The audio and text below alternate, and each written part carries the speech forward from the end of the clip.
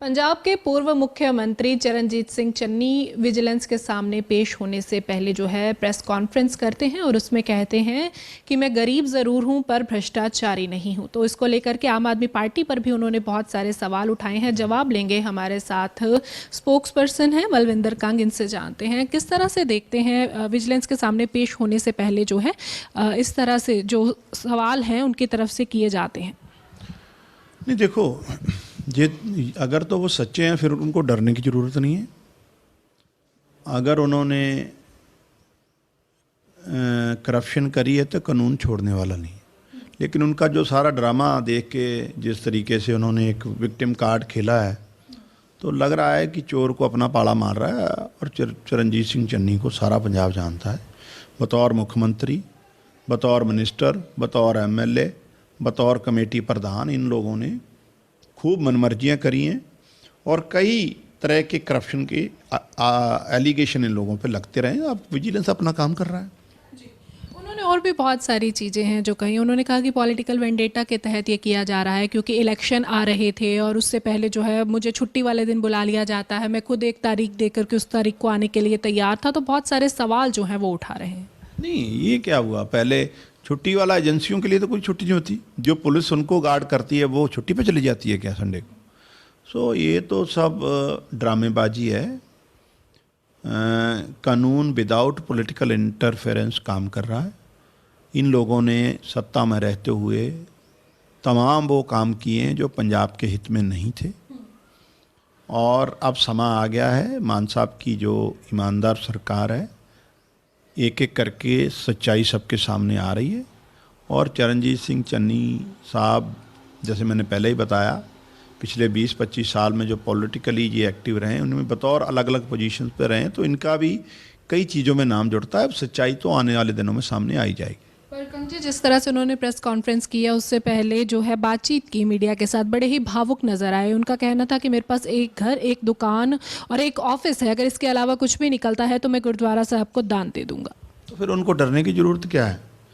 वो कह रहे हैं मेरा घर कुर्की हो रहा है। जो नॉमिनेशन फाइल कर रहे हैं उसमें 10 करोड़ की प्रॉपर्टी का जिक्र कर रहे हैं। वो कह रहे हैं मैं गरीब हूँ, फिर शेलर होने का जिक्र कर रहे हैं। वो कहते हैं मैं बहुत ही रिक्शे वाला, पता नहीं टेंट वाला हूँ। फिर वो प्रॉपर्टी और कॉलोनियों का बनाने का भी जिक्र करते हैं। और स्वाभाविक तौर पे चरणजीत सिंह चन्नी जी ने, जब उनके रिश्तेदारों के यहाँ से 10-10 करोड़ रुपया पकड़ा जा रहा है, 5 स्टार के तरीके से अपने बच्चों की शादियाँ कर रहे हैं, 8-8 महीने अमेरिका और कनाडा घूम रहे हैं, इलाज कराने अमेरिका जा रहे हैं और कह रहे हैं मैं गरीब हूँ, तो बताइए लोगों के मन में शंकाएं तो होंगी, तो सच्चाई तो आएगी। अब कानून अगर वाकई वो बेदाग हैं और कुछ काम गलत नहीं किया तो कानून को फेस करें, इसमें क्या है?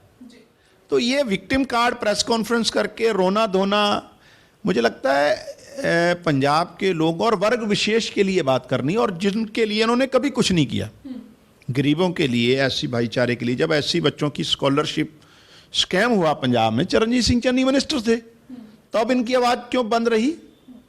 तो स्वाभाविक तौर पे इनका ये विक्टिम कार्ड अब चलने वाला नहीं है। सच्चाई तो बाहर आएगी। जैसे ही पता लगता है कि विजिलेंस ने एकदम से चरणजीत चन्नी को बुला लिया है, तभी साथ ही खबर आ जाती है कि दिल्ली के जो मुख्यमंत्री हैं और आपके सुप्रीमो हैं अरविंद केजरीवाल, उनको भी सीबीआई ने तलब किया है। तो इसे किस तरह से देखते हैं दोनों घटनाओं को? देखिए, चरणजीत सिंह चन्नी और ये सारे लोगों पे पिछले कई सालों से एलिगेशन लग रहे हैं और इनके यहाँ से करोड़ों रुपया पकड़ा जा रहा है। और इनके जो रिश्तेदार इनकी सिक्योरिटी लेके घूमते थे, इनकी गाड़ियाँ लेके घूमते थे। दूसरी तरफ अरविंद केजरीवाल जी के खिलाफ भाजपा भी पिछले 1 साल से जांच कर रही है। एक नया रुपया उनके यहाँ से नहीं मिला। उनके ऑफिस, उनके घर, उनके जो मंत्री साहबान हैं उनके यहाँ से।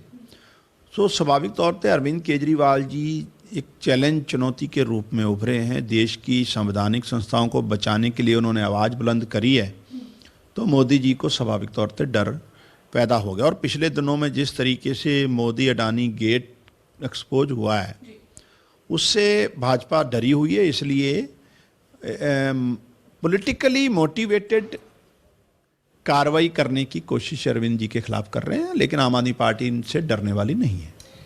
अभी पिछले दिनों उन्होंने इस बात का भी जिक्र किया, आम आदमी पार्टी ने बड़े जोरों शोरों से जो है वो डेरा बल्ला जा करके एक 25 करोड़ का जो चेक है वो जारी किया था, तो उस पर भी चन्नी ने कहा है कि वो तो मैं दे के आया था, जबकि वो वापस ले लिया गया। नहीं, इन लोगों ने ड्रामेबाजी करी थी उस समय कोड ऑफ कंडक्ट लग गया था, इनको पता था।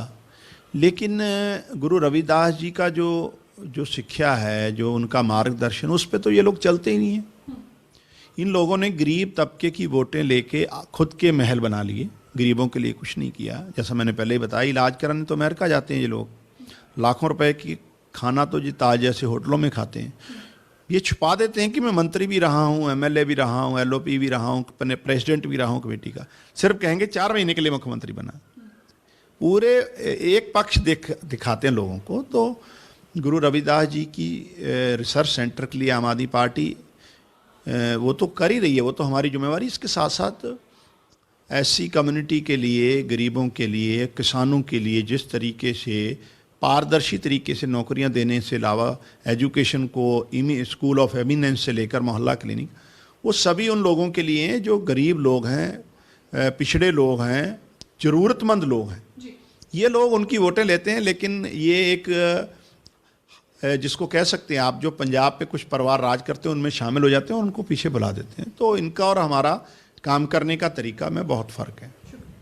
तो ये थे हमारे साथ आम आदमी पार्टी के चीफ स्पोक्सपर्सन मालविंदर सिंह कंग, जिन्होंने कहा कि जो अब पूर्व सीएम हैं चरणजीत सिंह चन्नी, अगर दोष लगाए गए हैं तो वो उनका जवाब दे सकते हैं, क्योंकि वो विक्टिम कार्ड खेल रहे हैं। क्योंकि उन्होंने ये तो बताया कि मैं मुख्यमंत्री सिर्फ 4 महीने के लिए रहा हूं, पर उससे पहले वो मंत्री रहे हैं, विधायक रहे हैं और भी बहुत सारे ओहदे उन्होंने संभाले हैं। तो उस कार्यकाल में क्या कुछ करा है उसके बारे में जानकारी नहीं दे रहे।